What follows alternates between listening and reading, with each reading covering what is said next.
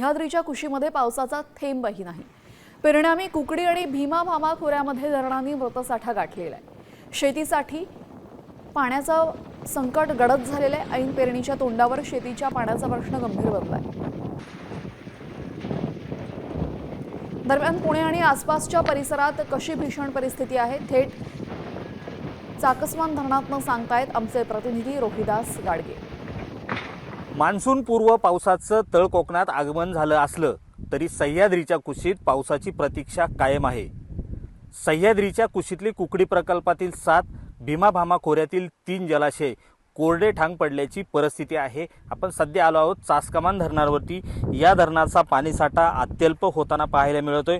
ग्रामीण भागासह शहरी भागात मान्सूनपूर्व पावसाची प्रतीक्षा सध्या लागून राहिलेली आहे। धरणांचा पाण्याचं जे नियोजन होतं ते नियोजन वेळेत पूर्ण केलं जात नसल्याचा आरोप शेतकऱ्यांकडून केला जातो।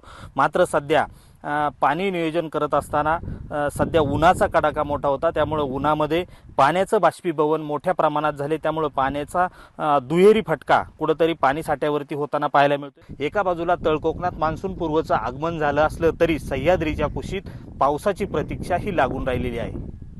रोहिदास गाडगे, साम टीव्ही न्यूज, चासकमान।